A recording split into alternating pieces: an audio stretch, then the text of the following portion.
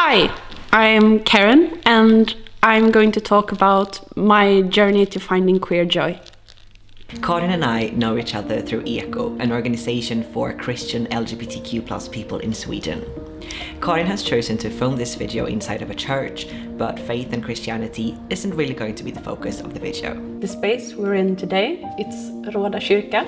It's actually a place that I've chosen because 4 years ago I was here and did a photo shoot, and it was the first time I really showed the world that there was more to my queerness than just being born liking a certain gender.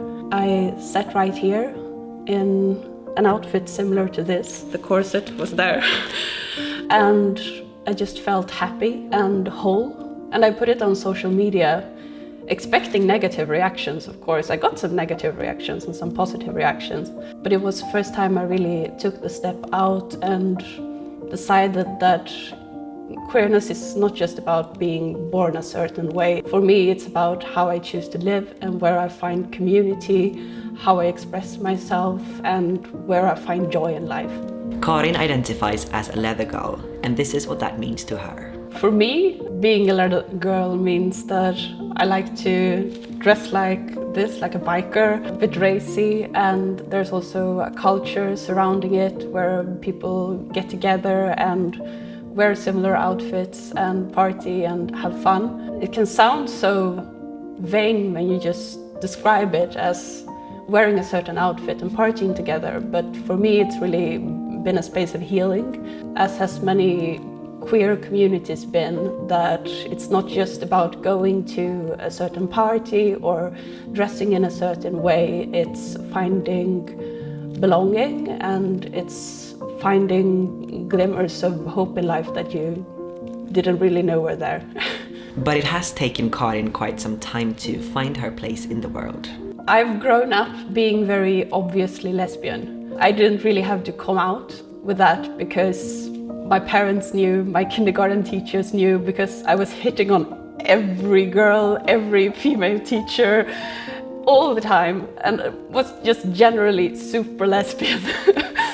And for a long time that was just the truth about me. I was a lesbian and there wasn't really anything more to that. And I was a very strong believer in the whole born this way, we just want to live like everybody else. I had a strong dream of having a perfect, super monogamous marriage and a cute house to live in, and it would just be sweet and romantic and honestly pretty straight, but gay.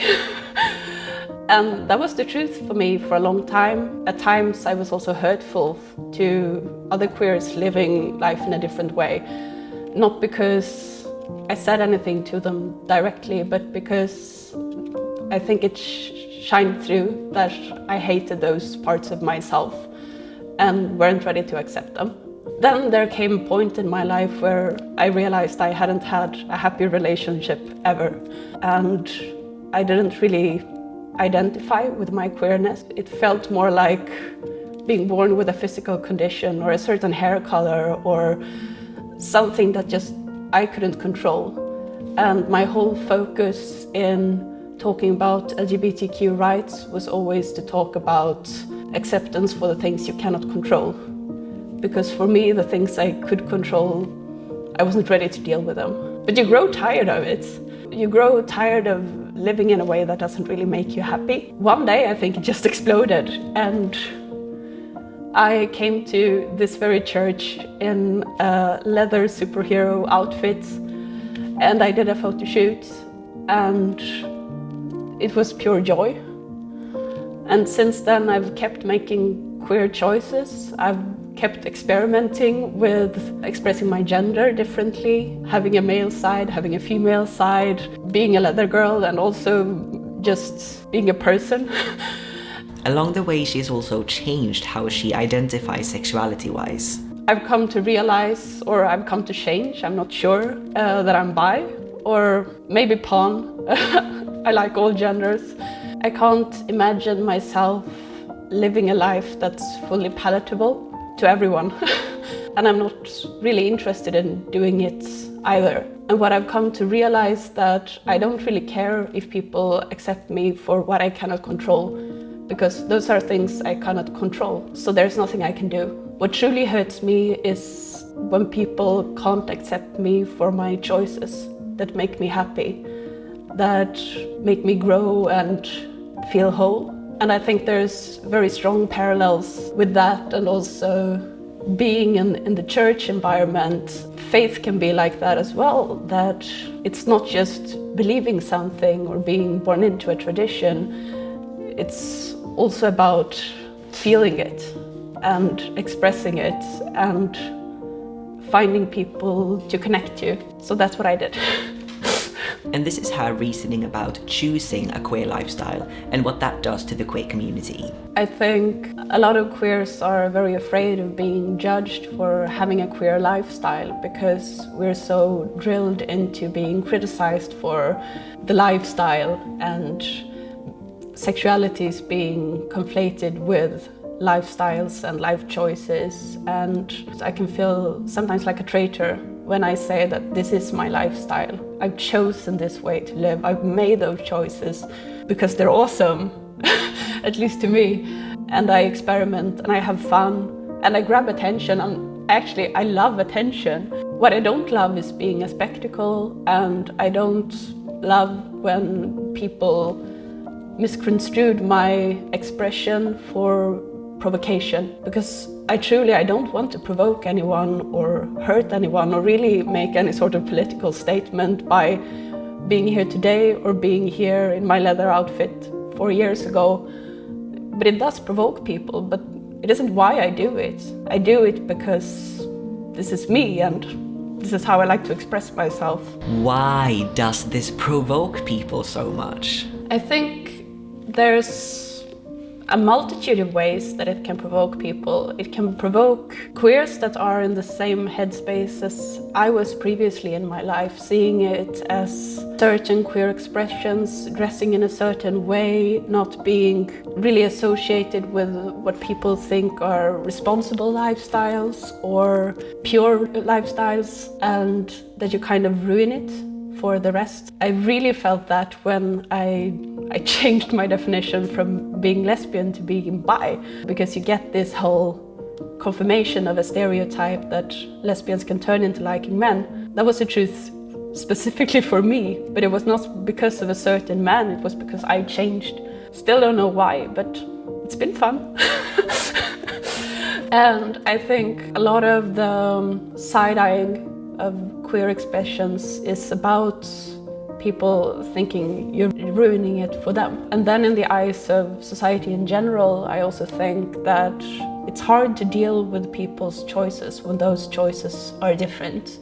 It's easier to settle into accepting someone because they were born a certain way. Okay, it's your genetics, it came with this and this gene, and you became like that. Like it's almost people being condemned to queerness. And when you refuse to be condemned to anything and show agency, I think a lot of people experience that as something threatening, because queer agency at its essence is very different to people's expectations of what gender, what relationships, what sexuality is supposed to be.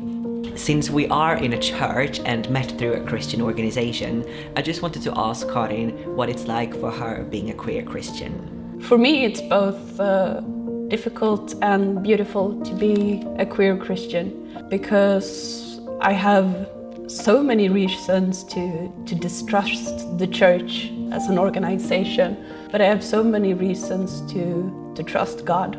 I try to take on a sacramental view of the world, and especially of my queer communities, thinking about that wherever there's grace, wherever there's love, wherever there's joy, there's Jesus. And sometimes I've felt more Jesus in a queer nightclub than I've done at my home church. But I also really love the church. It's also an important community aspect where you inherently, through your baptism, you're connected to so many other people. And I always feel like I have the ultimate argument when anyone wants to exclude me from somewhere, and I say that I'm baptized, I'm part of the same family as you, and you can dislike that, you can dislike your family, but it's still a fact. I'm still baptized and I'm still supposed to be here. And I think I find a lot of strength in repeating to myself that I'm made in God's image, because this is God's image as well. Lastly, some final words from Karin. I can sometimes be a little bit confrontational because I'm an emotional person and I have a temper and everything. But for me, the ultimate resistance to whatever brings me down is just queer joy.